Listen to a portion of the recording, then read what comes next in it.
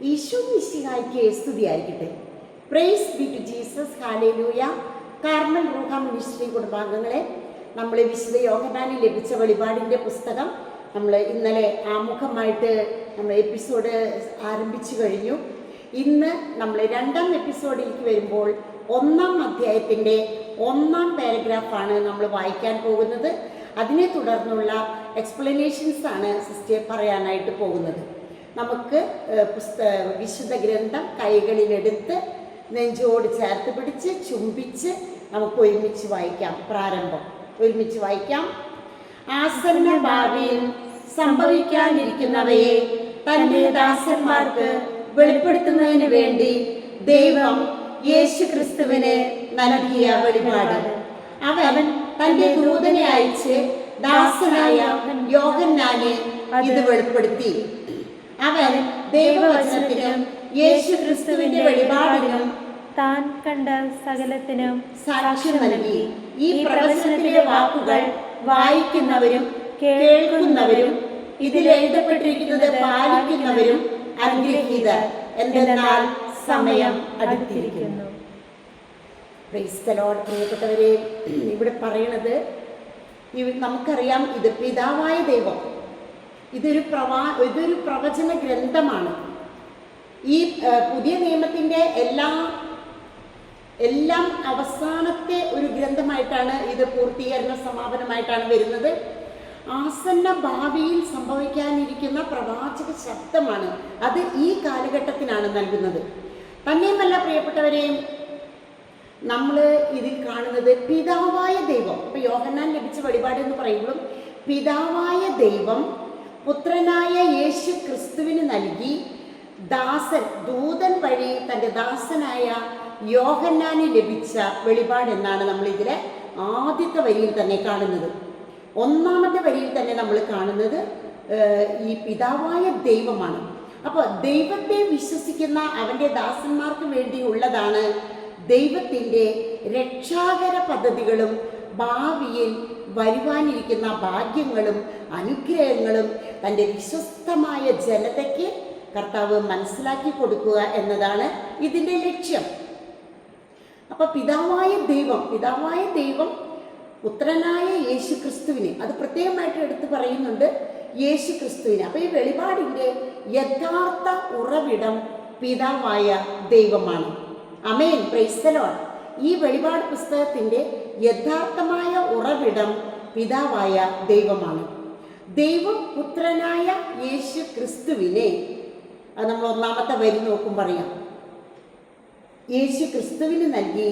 ഇത് യോഹന്നാൻ്റെ സ്വന്തം ചിന്തയോ സ്വന്തം ഭാവനയോ അല്ല, മറിച്ച് ദൈവികമായ വാഗ്ദാനമാണ് ഇവിടെ നടക്കുന്നത്.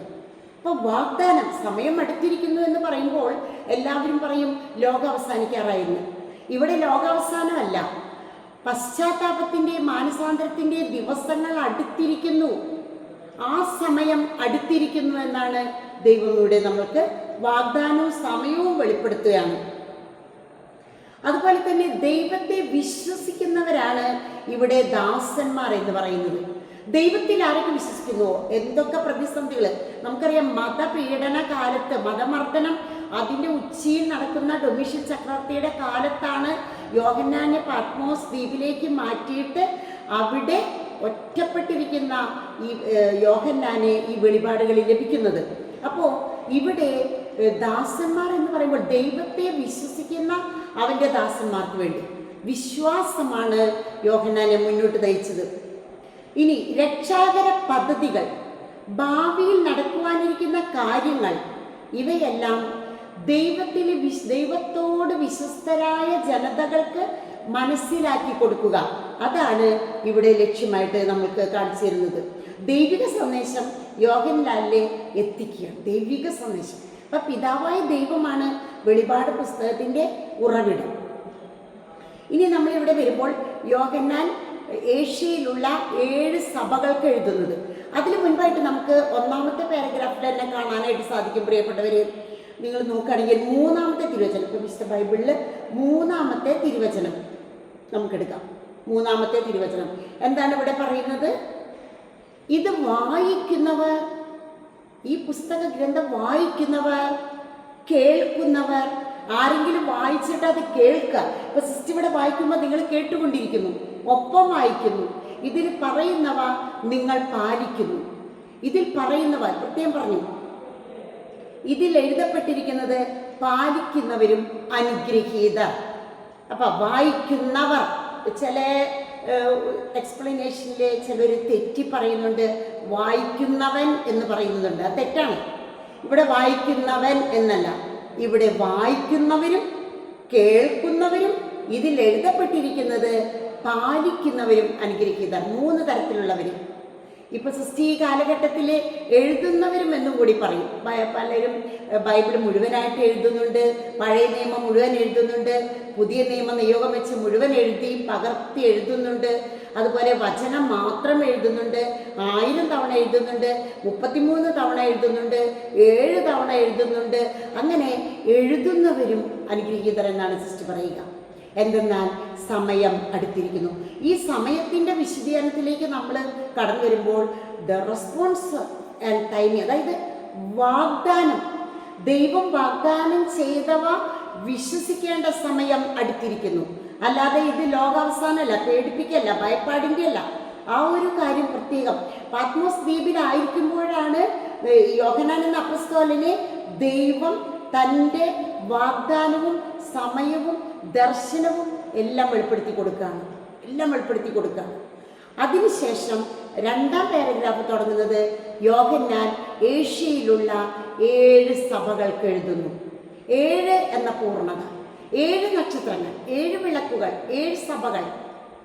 7 എന്നതിന് വലിയ പ്രാധാന്യമുണ്ട് പ്രിയപ്പെട്ടവരെ.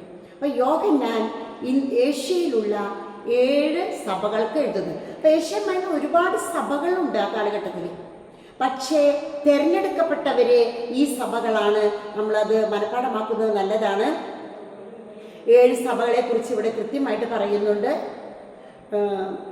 ഈ പിന്നീടുള്ള ദർശനങ്ങളിൽ നമുക്ക് കാണാനായിട്ട് എഫേസോസിലെ സഭ, സ്മിർനായിലെ സഭ, പെർഗമോസിലെ സഭ, തിയതീറയിലെ സഭ, അതുപോലെ സാർദീസിലെ സഭ, ഫിലഡൽഫിയ സഭ, ലവാദിക്ക സഭ. അങ്ങനെ 7 സഭകളെ ദൈവം തിരഞ്ഞെടുക്കുകയാണ്.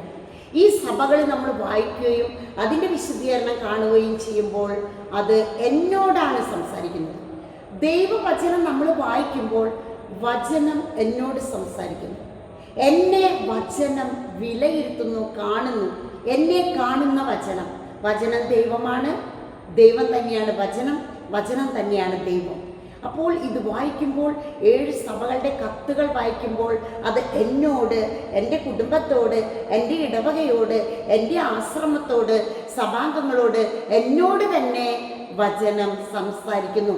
അതിൽ ഒരു വരി എടുക്കുമ്പോൾ നീ ചൂടോ തണുപ്പോ, ചൂട് നിന്നെ വായിൽ നിന്ന് തുപ്പിക്കളയും. നീ ആദ്യ സ്നേഹം കൈവെടിഞ്ഞു എന്നൊക്കെ പറയുമ്പോൾ ആ കാലഘട്ടത്തിലെ മതമർദ്ദനം അനുഭവിക്കുന്ന ആ 7 സഭകൾക്ക് വേണ്ടിയല്ല പ്രിയപ്പെട്ടവരെ. ഇത് ഇന്ന് വായിക്കുകയും കേൾക്കുകയും പാലിക്കുകയും ചെയ്യുന്ന ഈ കാലഘട്ടത്തിൽ ജീവിച്ചിരിക്കുന്ന ദൈവത്തിൻ്റെ മക്കളായ നമ്മുടെ നേരെയാണ് വിരൽ ചൂണ്ടുന്നത്. എൻ്റെ നേരെയാണ് വിരൽ ചൂണ്ടുന്നത്. നമുക്ക് അടുത്ത എപ്പിസോഡിൽ അത് കാണാം. ഇപ്പോൾ നമ്മൾ ഈ എപ്പിസോഡിൽ കാണുന്നത് ഈ വെളിപാടിൻ്റെ പുസ്തകത്തിൻ്റെ യഥാർത്ഥ ഉറവിടം പിതാവായ ദൈവമാണ്. 1-ാം വരിയിൽ അതാണ് പറയുന്നത്. ദൈവം, പിതാവായ ദൈവം ദൈവം യേശു ക്രിസ്തുവിന് നൽകിയ വെളിപാട് യേശു ക്രിസ്തുവിനാണ് കൊടുത്തത്. അവൻ തൻ്റെ ദൂതനെ അയച്ച് വിശ്വസ്തനിൽ വിശ്വസ്തനായ ദാസനായ യോഹന്നാനെ ഇത് വെളിപ്പെടുത്തി. ഇനി എന്തുകൊണ്ടാണ് ഇദ്ദേഹം നാട് കടത്തപ്പെട്ടത്? യോഹന്നാൻ പാത്മോസ് ദ്വീപില് ദൈവവചനത്തിന്, യേശു ക്രിസ്തുവിൻ്റെ വെളിപാടിന്, അവൻ്റെ സാക്ഷ്യത്തിന്, അവൻ്റെ സകല ഇതിന് സാക്ഷ്യം നൽകി. സകലത്തിന് സാക്ഷ്യം നൽകി. അപ്പം 3 കാര്യങ്ങളാണ്. ആദ്യം തന്നെ പിതാവായ ദൈവം, പിന്നെ അത് പുത്രന് നൽകി, പുത്രൻ ദൂതൻ വഴി ദാസനായ യോഹന്നാൻ നൽകി. 1-ാം വരിയിലെ എല്ലാം കഴിഞ്ഞു. 2-ാം വരിയിലേക്ക് നമ്മൾ വരുമ്പോൾ 3 കാര്യങ്ങൾക്ക് വേണ്ടിയാണ് പാത്മോസ് ദ്വീപിലേക്ക് യോഹന്നാനെ നാട് കടത്തിയത്. 1, പിന്നത്തെ വരി നമുക്ക് നോക്കാം. 1, ദൈവവചനം പ്രഘോഷിച്ചു. 2 യേശുക്രിസ്തുവിൻ്റെ വെളിപാടിനെ വെളിപ്പെടുത്തി കൊടുത്തു. 3 സകലത്തിൻ്റെയും അവൻ കണ്ട, യോഹന്നാൻ കണ്ട. കാരണം യേശുവിൻ്റെ കൂടെ ചങ്കോട് ചങ്ക് ചേർന്ന് ജീവിച്ചവനാണ് യോഹന്നാൻ. എപ്പോഴും പറയും യേശു സ്നേഹിച്ചിരുന്ന ശിഷ്യൻ. അതിൽ മാറിൽ ചാരിക്കിടന്ന ശിഷ്യനോട് പത്രോസ് ആംഗ്യം കാണിച്ച് ചോദിക്കുന്നു. എപ്പോഴും കൂടെ കുരിശിൻ ചുവട്ടിലും കൂടെ അമ്മയെ സ്വീകരിച്ച ശിഷ്യൻ. അപ്പോൾ ഈ യോഹന്നാൻ കണ്ട സകലത്തിനും സാക്ഷ്യം നൽകി. ഈ 3 കാര്യങ്ങൾ ചെയ്തതിൻ്റെ പേരിലാണ് അന്ന് മതമർദ്ദന പീഡന കാലത്ത് സഭ പീഡിപ്പിക്കപ്പെടുന്ന സഭ ആ കാലത്ത് പാത്മോസ് എന്ന ദ്വീപിലേക്ക് നമ്മുടെ വിശുദ്ധ യോഹന്നാനെ നാട് കടത്തിയത്. ഈ പാരഗ്രാഫിൽ മുഴുവനും നമ്മൾ 1 മുതൽ 3 വരെയുള്ള ഭാഗങ്ങളാണ് നമ്മളിപ്പോൾ പഠിച്ചത്. ഒരിക്കൽ കൂടി അത് വായിച്ച് നമുക്ക് നിർത്താം. പ്രാരംഭം. ആസന്ന ഭാവിയിൽ സംഭവിക്കാനിരിക്കുന്നവയെ തൻ്റെ ദാസന്മാർക്ക് വെളിപ്പെടുന്നതിന് വേണ്ടി ദൈവം യേശു ക്രിസ്തുവിനെ നൽകിയ വെളിപാട്. അവൻ തൻ്റെ ദൂതനെ അയച്ച് ദാസനായ യോഹന്നാനെ ഇത് വെളിപ്പെടുത്തി. നമ്മൾ വായിക്കുമ്പോൾ യോഹന്നാന് ലഭിച്ച വെളിപാടെന്ന് പറയാം. അവൻ ദൈവവചനത്തിനും യേശു ക്രിസ്തുവിൻ്റെ വെളിപാടിനും താൻ കണ്ട സകലത്തിനും സകല അനുഭവങ്ങൾക്കും സാക്ഷി നൽകി. അപ്പോൾ തടവിൽ അടയ്ക്കപ്പെട്ടു. ഈ പ്രവചനത്തിലെ വാക്കുകൾ വായിക്കുന്നവരും കേൾക്കുന്നവരും ഇതിൽ എഴുതപ്പെട്ടിരിക്കുന്നവ പാലിക്കുന്നവരും അനുഗ്രഹീതർ. എന്തെന്നാൽ സമയം അടുത്തിരിക്കുന്നു. ഇത്രയും ഭാഗം എല്ലാവർക്കും നന്നായി മനസ്സിലായിരുന്നു. സിസ്റ്റർ മനസ്സിലാക്കുകയാണ്. ഇന്നലെ പറഞ്ഞ എപ്പിസോഡ് 1 മുഴുവൻ കേൾക്കണം. നിങ്ങൾ മറ്റുള്ളവർക്ക് അത് ഷെയർ ചെയ്യണം. ഇന്ന് ഇത് കേട്ടതിന് ശേഷം ഇന്നും ഷെയർ ചെയ്യുക. 8 മണി നേരത്ത് എല്ലാ ദിവസവും രാത്രി 8 മണിക്കാണ് സിസ്റ്റർ ഇത് പബ്ലിഷ് ചെയ്യുന്നത്.